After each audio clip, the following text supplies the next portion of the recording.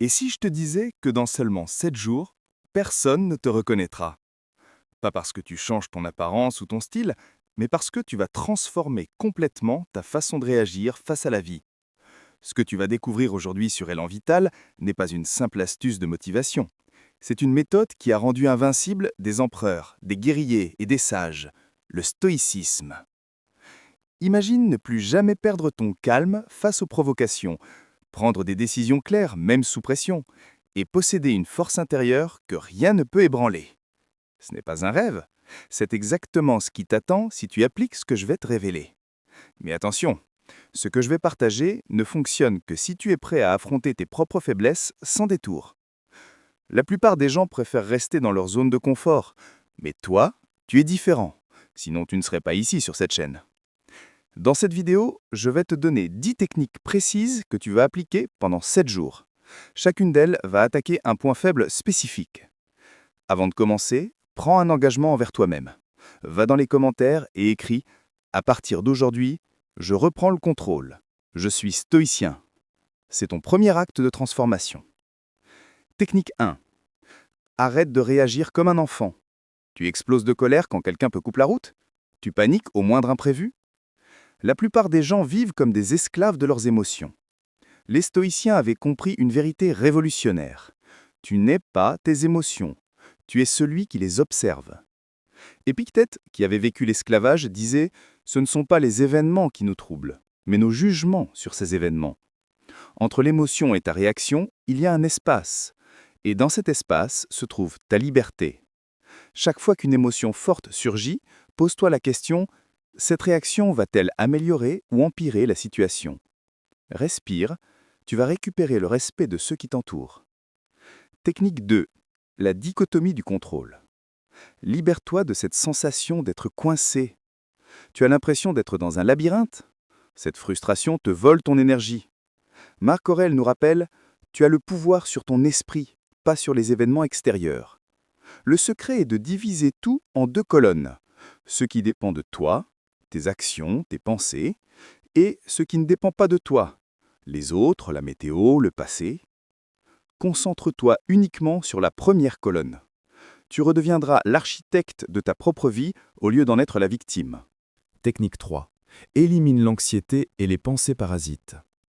Ton esprit est souvent une machine à créer des scénarios catastrophes. Tu t'inquiètes pour des choses qui ne se sont pas encore produites. Sénèque, l'un des hommes les plus influents de Rome, disait « Nous souffrons plus dans notre imagination que dans la réalité ». Quand tu ancres ton attention dans le moment présent, l'anxiété disparaît car elle n'existe que dans un futur imaginaire. Applique la technique du réel ou imaginaire. Demande-toi, est-ce que ce problème existe maintenant, dans cette minute précise? Si la réponse est non, tu souffres pour rien. Reviens à l'action immédiate. Dis à ton esprit, merci pour l'info, mais je gère le présent. Ton niveau d'anxiété va chuter drastiquement et tu gagneras une efficacité redoutable. Technique 4. Transforme tes échecs en super pouvoirs. Chaque fois que quelque chose ne se passe pas comme prévu, tu doutes? Cette mentalité est un poison. L'échec n'est pas l'opposé du succès, c'est son carburant. Marc Aurèle écrivait « L'obstacle sur le chemin devient le chemin ». Ce n'est pas juste une belle phrase, c'est une stratégie de guerre. Chaque obstacle t'enseigne ce que le confort ne peut pas t'apprendre. Face à un échec, applique le protocole de transformation. Ne réagis pas émotionnellement. Respire. Demande-toi, quelle leçon précise puis-je tirer de cela? Et comment cet obstacle peut-il me rendre plus fort? L'obstacle révèle souvent une compétence que tu dois développer. Deviens cette personne qui rebondit plus fort après chaque chute. Technique 5. Deviens immunisé contre les opinions des autres. Tu vis comme si tu étais sur scène, jugé par un public invisible? Cette dépendance aux opinions extérieures est une prison. Plus tu cherches l'approbation, moins tu l'obtiens. Épictète enseignait « Personne ne peut te blesser sans ton consentement ». L'opinion de quelqu'un sur toi reflète ses peurs et ses limites, pas ta valeur. Quand on te critique, fais une pause mentale. Dis-toi « Intéressant, c'est son point de vue ». Si la critique est utile, prends-la. Sinon, jette-la. Rappelle-toi que tes standards et ton intégrité sont les seules mesures qui comptent. Cette semaine, fais une chose que tu évites par peur du jugement. Tu dégageras alors cette confiance naturelle de quelqu'un qui n'a besoin de la validation de personne. Technique 6. Maîtrise l'art de garder ton calme. Dans le stress intense, la plupart perdent leurs moyens. La panique ne résout rien, la sérénité ouvre toutes les solutions. Les stoïciens pratiquaient l'ataraxie, le calme inébranlable. Marc Aurèle a dirigé un empire en guerre en restant de marbre. Le calme n'est pas l'absence de tempête, c'est ta capacité à rester centré au milieu du chaos. Applique le protocole STOP avant une situation stressante. Stop, arrête-toi. Take a breath, respire 3 fois. Observe, regarde les faits sans émotion. Proceed, agis avec sagesse. Entraîne-toi sur de petits stress. Tu deviendras le leader naturel vers qui tout le monde se tourne quand tout s'effondre. Technique 7. Transforme ta souffrance en force. On cherche tous à éviter la douleur, mais cette fuite nous rend fragiles. Épictète disait « Ce n'est pas ce qui t'arrive qui compte, mais comment tu y réponds ». La souffrance n'est pas une malédiction, c'est un professeur. Comme le muscle a besoin de résistance pour grossir, ton caractère a besoin d'adversité pour se forger. Quand la douleur arrive, physique ou mentale, ne la fuis pas. Accepte-la et demande-toi « Quelle qualité puis-je développer grâce à cette épreuve ?»